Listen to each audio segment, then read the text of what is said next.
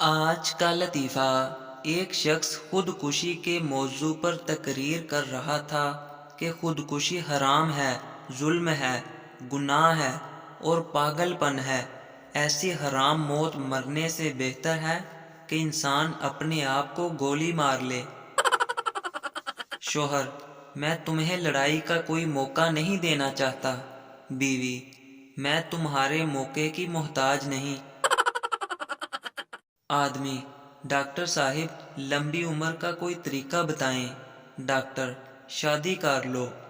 آدمی: اس سے میری عمر لمبی ہو جائے گی؟ ڈاکٹر: نہیں، تمہاری یہ خواہش ہی ختم ہو جائے گی۔ بیگم شوہر سے: جب سے آپ حج سے واپس آئے ہیں کچھ بدل سے گئے ہیں۔ شوہر: وہ کیسے؟